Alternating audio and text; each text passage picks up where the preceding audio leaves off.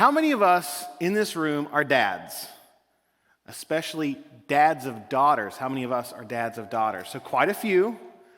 This story today that we're going to read, and I say story because that's the literary form, right? I don't mean like a fairy tale. I mean it is a story in literary form. It is an account of something that actually happened.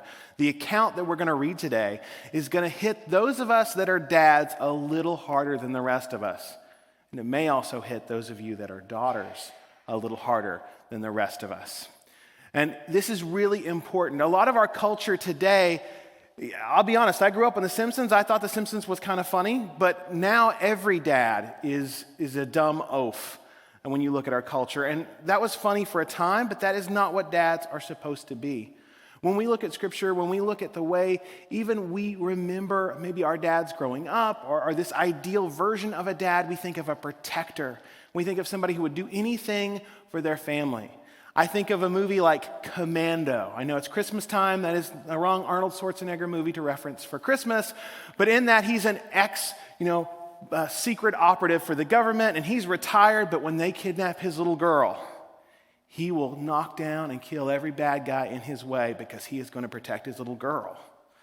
We think of that kind of manly protector. We also think of, and I think of, a favorite show of our family that I'm not going to mention because it's got some elements that, we can't even let the kids watch, where a dad worked 2 jobs just to give his daughter a special birthday. And then at the end of that, he goes and he's planning the birthday party, and her little, middle school crush is not allowed to come because that's the rival business across the street.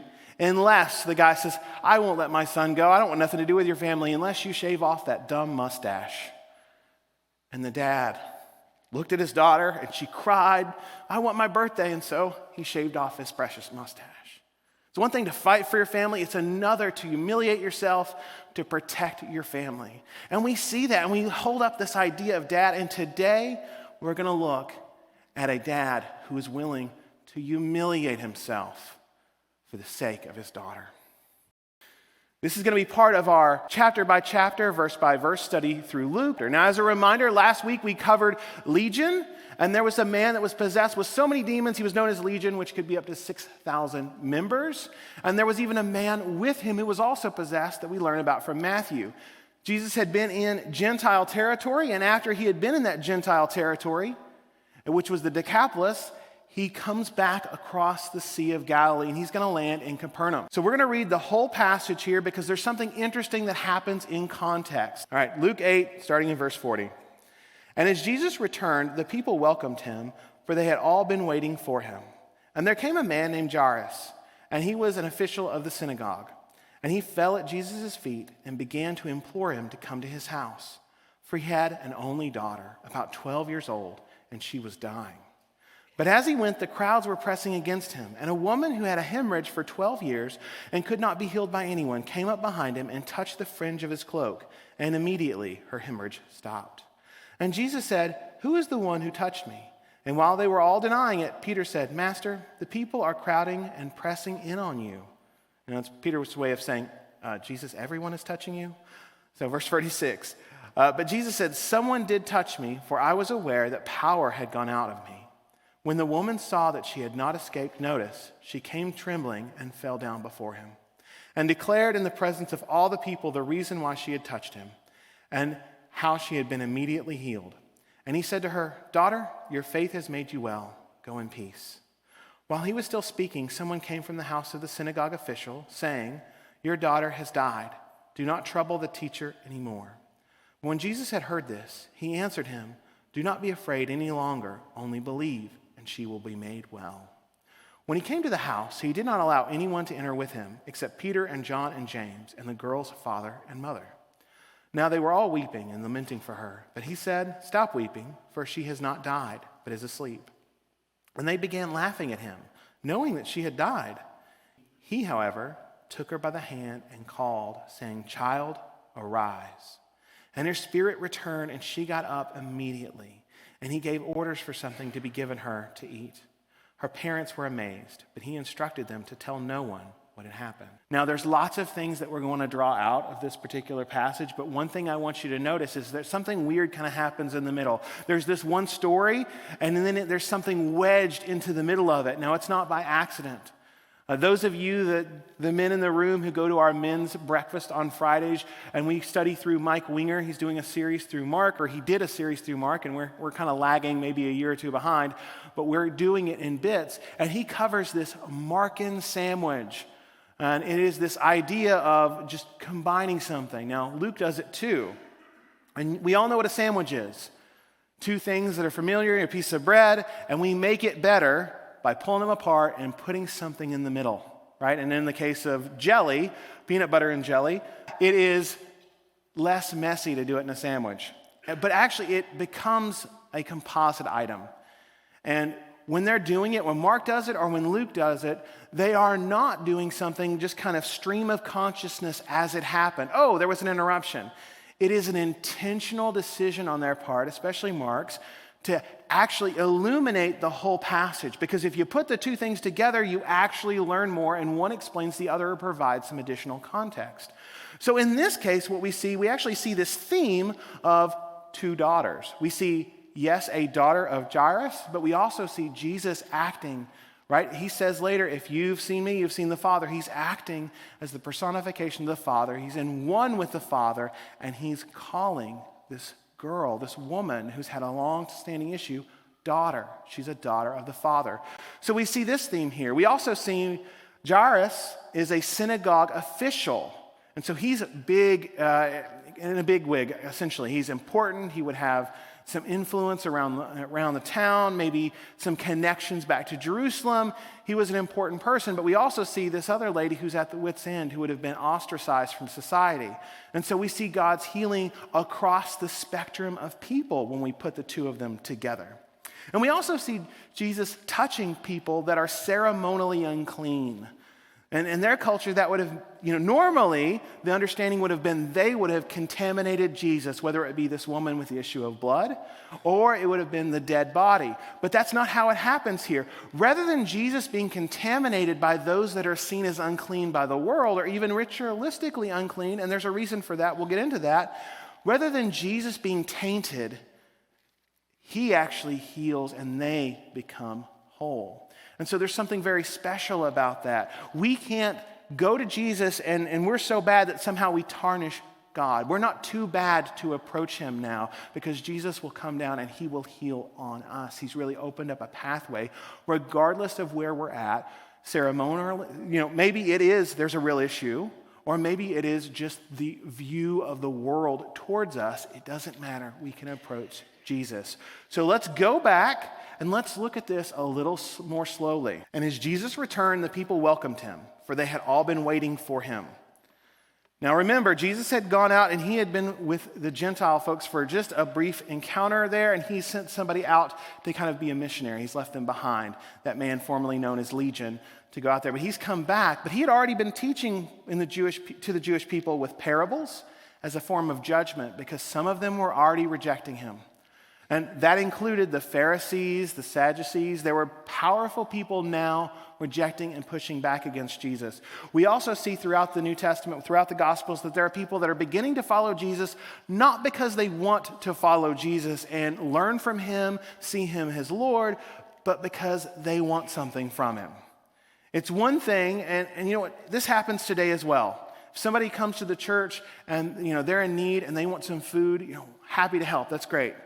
But I would much rather connect them to the God who can do far more than fill their bellies and can change them from the inside out. And so we can meet that basic need to draw them to a more important need, but many people will just stop there. And that certainly happened to Jesus. They would stop and they would get the healing they wanted, or they would just come and they would see what the spectacle was, like a celebrity, like what's going on here? That's why he was teaching in parables, to reveal whether they knew the Old Testament, were following Jesus, trying to understand him and be a student, or whether they were just there and they really weren't absorbing anything. And their reaction to the parable would reveal kind of their character, whether they were fine just letting that stuff alone, or whether they're going, now, hold on, what do you mean by that? It revealed their heart. But he's going to continue to go out into these crowds, even amidst the drama, even amidst the rejection, because he has love for the crowds. Now, he would withdraw, he would pray, and he would, of course, spend time focused on his disciples, but he would be among those crowds and those people. And we have to do the same thing. And there came a man named Jairus, and he was an official of the synagogue, and he fell at Jesus' feet and began to implore him to come to his house. For he had an only daughter, about 12 years old, and she was dying. So often when we look at the Bible, we look at it and we know a lot of the end that's going to happen in the story. Right? We know Jesus is going to be crucified. We know that he is God. We understand that he is man in the flesh. He's going to rise again, and that this is going to be an amazing thing. It's where we get our peace and our hope from. But at this point, Jairus had just heard about Jesus. This man who was doing miracles, who seemed to be, they were getting it, that this guy seemed to be claiming to be more than a prophet. And it was going to become more and more clear that Jesus was claiming to be God in the flesh. And he was doing all these miracles. But the people Jairus worked for, he was a synagogue official. He would have been in charge of rotating speakers through. He would have been, well known in his community. And he would have had ties with people with very strict kind of denominational ideas. I can remember serving in a church where if I changed my mind, say, on how much a woman could do in ministry, if I did that, then I'd be fired. If I changed my mind on how the end times worked out, I'd be fired. Right? And those are not salvation issues, but they are locked in certain denominational churches where you have to check this long, giant list, and you have to check every one of them and be on the same page or you're out. And I'm thankful we're not like that there's some room to agree to disagree on those non-essentials. It's part of our culture. But I've been there, and Jairus was there. Right? He had to be and toe the party line, and his coworkers, his influencers, the people who raised him and taught him and trained him to be who he was, by and large, not uniformly, but by and large, they were rejecting Jesus, and they rejected John the Baptist. So here he's faced with this situation where Jesus is in town, this infamous man he's heard about, and his daughter is in a bed, and she is dying. Nothing else has worked. His own prayers have not worked. Nothing else he's tried has worked. And he's hearing from other people these whispers that this man can heal anybody, that this man can cast out demons, that this man, maybe he's even heard that this man calmed the seas, calmed a storm. And he has to make a decision. If I go to this man and I bow at his feet, it could mean my job.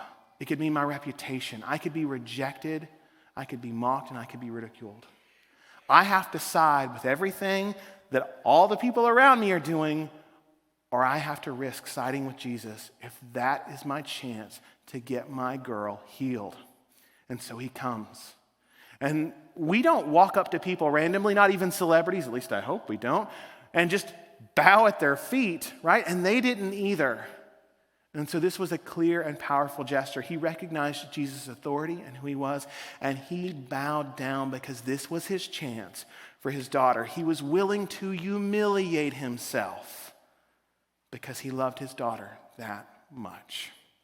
Now, Jesus doesn't respond with, a chastisement or anything like that. And he doesn't either with a woman. We're going to see in just a moment that she spent some time looking for all kinds of ways to get healed. Wherever we are in that moment, Jesus, like a loving father, and like the father and the prodigal son, he embraces us. And so very often, we go to Jesus as a last resort when everything else hasn't worked. But Jesus, when we do that, he doesn't go, you should have come here first, and give you this long list of things and kind of berate you. And I think sometimes we're afraid that that's what's going to happen. No, he meets you where you are, cleans you up, loves on you, and changes you from the inside out. Now, in love, he might correct you later. Absolutely, he will. He chastens whom he loves. But I think so often we're afraid. Well, I didn't go to prayer first. I didn't do this first. And then, now I've done all these other things. It's kind of too late to go to Jesus. No, go to Jesus. And Jesus is going to go with this man to his house. But then something, of course, happened. So let's continue the rest of that verse. But as he went, the crowds were pressing against him. And a woman who had a hemorrhage for 12 years and could not be healed by anyone came up behind him and touched the fringe of his cloak, and immediately her hemorrhage stopped. Now, her normal menstruation was out of control for 12 years. This was a constant thing. Now, we don't know the details of why that was going on, and we don't know who she went to in those 12 years to get it to stop. But Luke leaves out this kind of note that Mark records.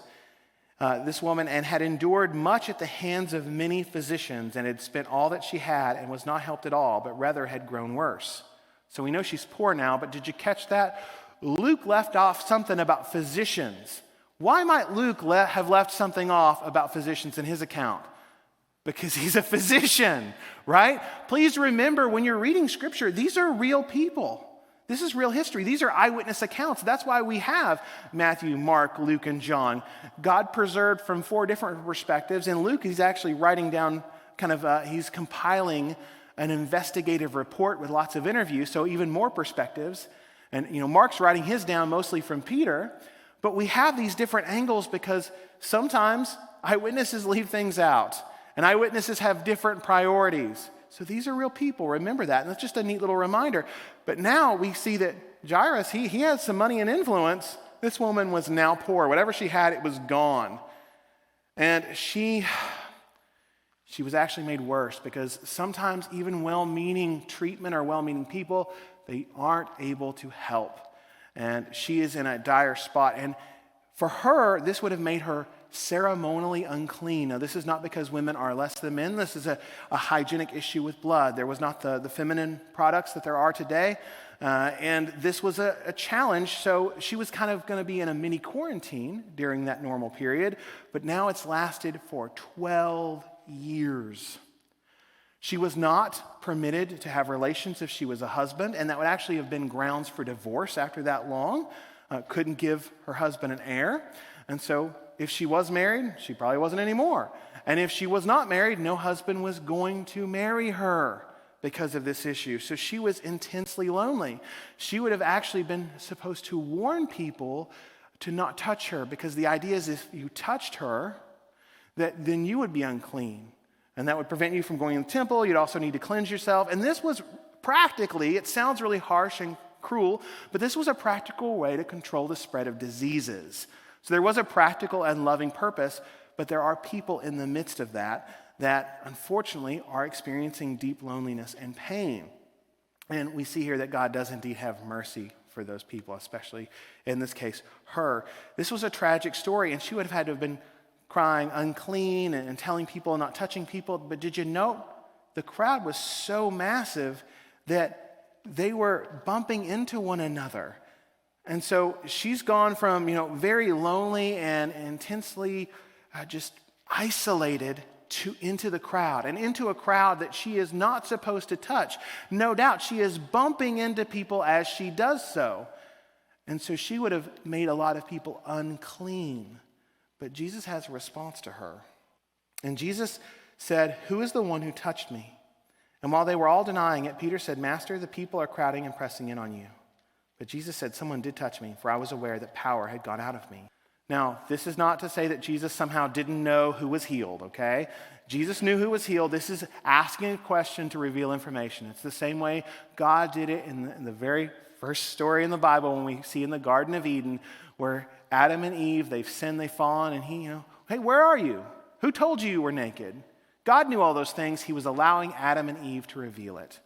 And if you're a good parent, sometimes that's, you'll ask some questions to get to the bottom of, maybe something the kids have done. Well, here he's asking a question for a teaching opportunity. He's wanting to call her out. And apparently he would know that she is very shy here. She's not supposed to be touching the crowd. And now, though, just the hem of his garment, she is healed. And she can feel that. She can know instantly that she is healed. And he's calling her out.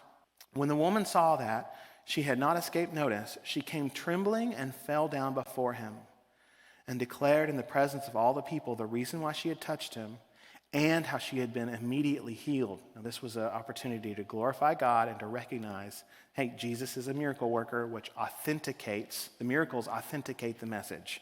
And he said to her, "Daughter, your faith has made you well. Go in peace." Now, in her day and age, There was a teaching, and that teaching has kind of cropped back up these days in certain churches where, if you've got some long-standing medical issue, maybe God is punishing you for some kind of sin in your life. In fact, there were the Sadducees that were running around telling people that there was no afterlife, and if God was going to bless you, he was going to bless you in this life. So many people in her society would have seen, well, she's done something, or maybe her parents have done something to make her live in this awful condition for 12 years. So there wasn't even just empathy or pity on her in a way that might seem condescending. There was a judgment on her as if she was the one causing her own problems that were making her miserable. But entirely counter to that idea, Jesus calls her daughter. And it's beautiful.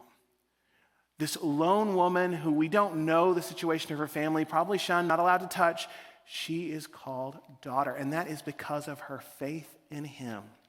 And we need to remember that not everybody is automatically a child of God. We sometimes accidentally fall into that line of thinking, or we use the word child of God a little too loosely. If we actually look in Romans 8, we see who are the children of God. Romans 8:14.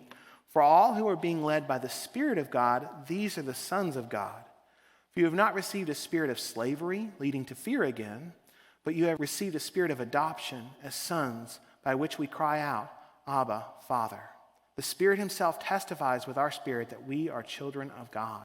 There's something important here, this idea of sonship even. And this actually is applied broadly both to men and women, because in that culture, in the Roman world, only sons got the right of inheritance. So Paul, when he's writing Romans, he's actually writing intentionally to include both men and women in receiving an inheritance from the Father. Now, you may not feel like you're receiving an inheritance. You may not feel like, I've had trust, I'm being allegiant to God, and therefore I'm, part of the heavenly kingdom, and there's a sense in which I'm an adopted heir of the King. You may not feel that. Well, there's a reason why. We're still here, and Paul would go on to say in verse 17, and if children, heirs also, heirs of God, and fellow heirs with Christ, if indeed we suffer with him, so that we may also be glorified with him. For I consider that the sufferings of this present time are not worthy to be compared with the glory that is to be revealed to us. As Jesus leads the way as head of our family, we're going to go where he's going, and that includes some suffering along the way because we live in a world of rebellion. But whatever those sufferings are, they're nothing in comparison to what we have to look forward to, because no ear has heard, no eye has seen, right? It's going to be wonderful there in heaven. But here, Paul is intentionally making it, all of us as believers, we are adopted in, we're equal in value. Sure, we have some differences, right? And maybe even some predispositions that are a little different. Maybe men do this, more likely to be a soldier, or women more likely to do this. But we have equal value in God's eyes, and we are adopted into his family. And that is beautiful. And so Jesus actually paused and had this wonderful moment. But don't forget, it was an interruption.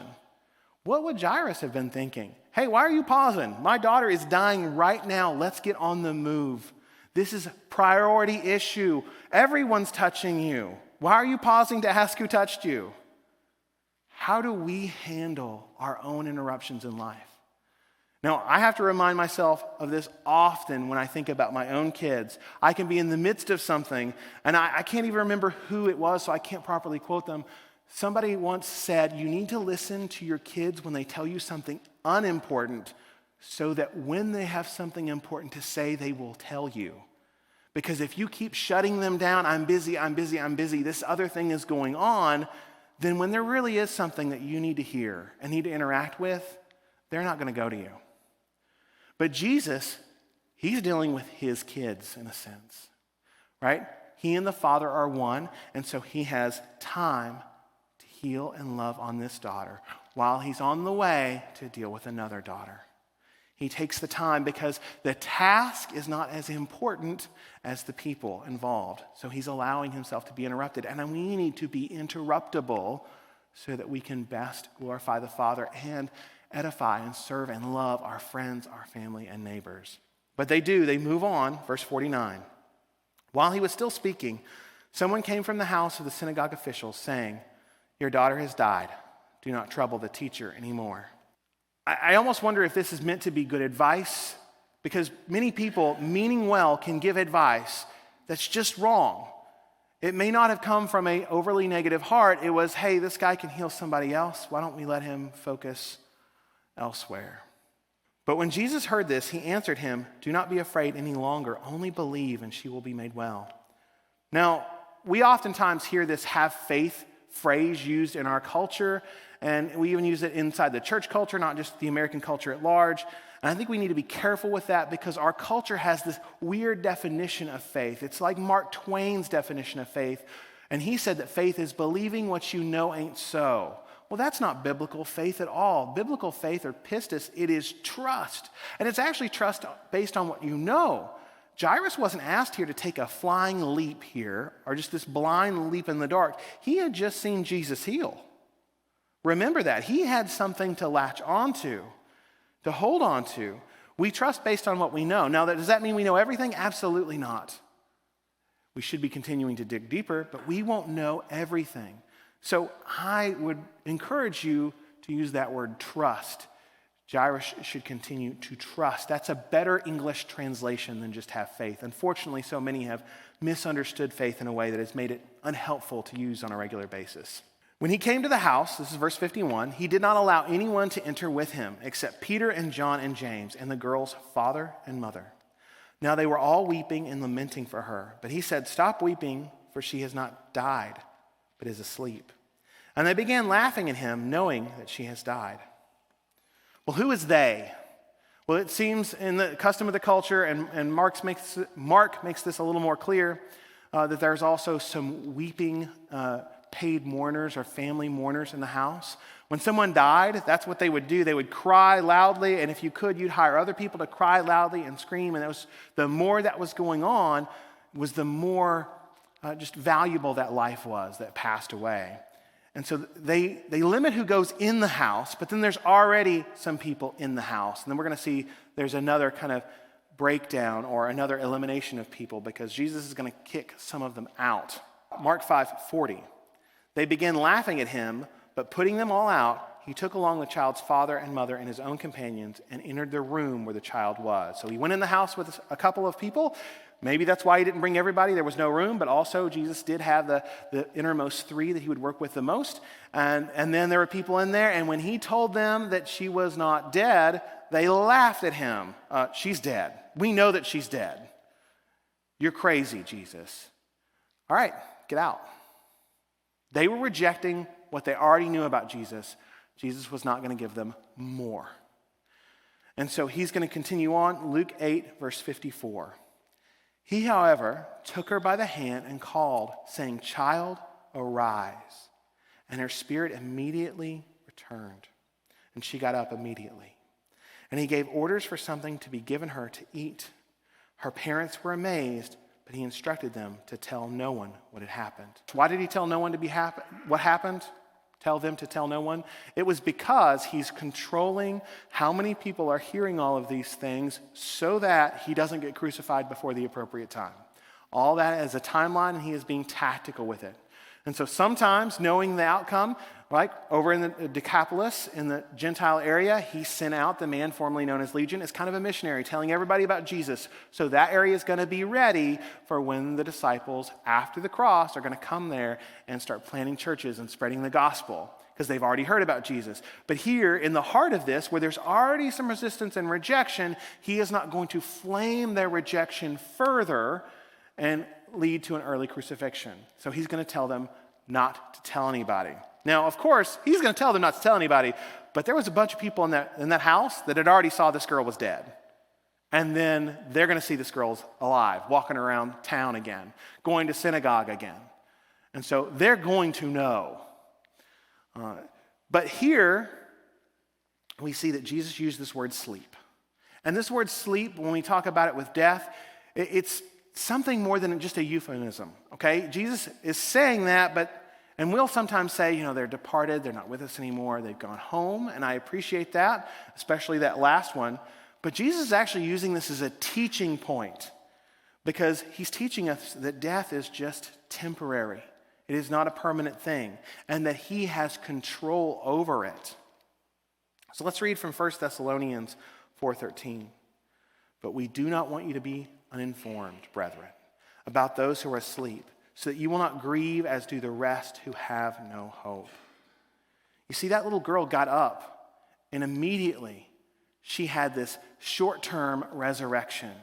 Now, she would eventually pass away again, but it was a foretaste of a total and permanent resurrection that all of those that have hope in Jesus can have. Now, we have orders, because we're on the other side of the cross, to tell everybody. That's what we're supposed to do. We're supposed to go out and make disciples. We're supposed to share this good news. And this good news included, hey, she had hope after death. We have hope after death. But it also, if you think about the woman who had the issue of blood, it includes having peace and healing in this life as well. We don't need to wait until our deathbed or until our dire moments to come to Jesus. Eternal life can begin right here in community with God and the fellow body of believers. And he can continue to work on us from the inside out. He is our source of peace and hope. And if we really experience that, then we're going to want to share it.